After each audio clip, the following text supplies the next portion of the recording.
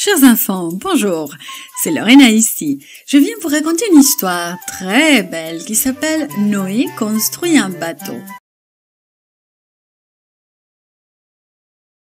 Et notre verset nous dit aujourd'hui « Enseigne-moi à faire ta volonté, car c'est toi mon Dieu ». Et il se trouve dans le psaume 143, 10. Aujourd'hui, nous nous rappelons que les membres de la famille des dieux veulent faire sa volonté. Lorsque tes parents te demandaient de faire quelque chose, obéis-tu sans poser des questions? Leur obéis-tu parce que tu les aimes? Tu sais, Dieu demanda à Noé de construire un grand bateau. Il aurait pu refuser. Mais que fit-il? Noé était un homme pieux, à une époque où les gens de bien se faisaient rares. La terre était encore jeune. 10 générations seulement s'étaient succédées depuis la création du monde. Mais les gens étaient devenus si méchants que Dieu regrettait de les avoir créés. Alors, il décida de tout recommencer. Une seule famille de personnes justes demeurait sur la terre. Par l'intermédiaire de cette famille, Dieu voulait sauver la race humaine et toutes les créatures qu'il avait créées.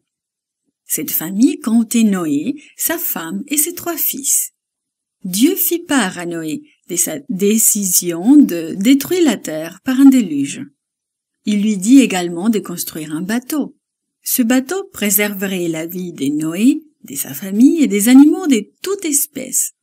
Ce bateau ne serait pas un bateau ordinaire, il serait immense. Il serait 1,5 fois aussi long qu'un terrain de foot et plus grand qu'un édifice de 4 étages. Dieu donna à Noé des instructions très précises et le patriarche s'est mis au travail. La construction de ce bateau représentait une tâche immense, une véritable entreprise familiale. En fait, l'idée de la compagnie de construction de Noé courait dans la famille depuis longtemps déjà. Enoch, l'arrière-grand-père de Noé, était un homme juste. Il n'était pas passé par la mort car Dieu l'avait pris au ciel.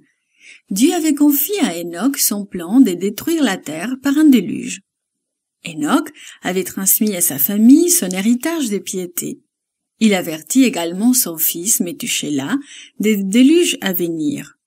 Méthusélah, à son tour, transmit cet avertissement à ses fils et à son petit-fils, qui était Noé. Noé avait 3 fils, Sem, Cham et Japheth. Il y avait donc une famille de justes, un petit groupe de personnes pieuses qui vivaient encore sur la terre. Ensemble, ils aidèrent Noé à construire l'arche. Ce grand bateau devait sauver la race humaine et les créatures que Dieu avait créées. Quelle impressionnante responsabilité! Noé et ses fils, ses oncles et son grand-père étaient des êtres humains.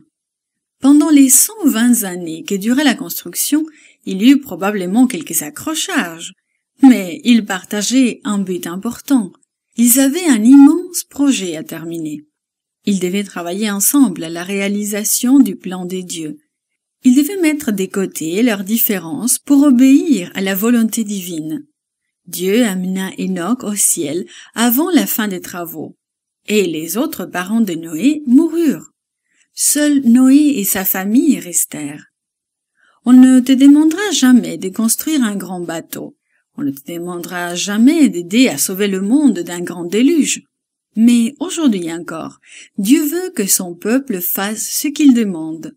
Il veut encore aujourd'hui que ses enfants travaillent ensemble à accomplir sa volonté.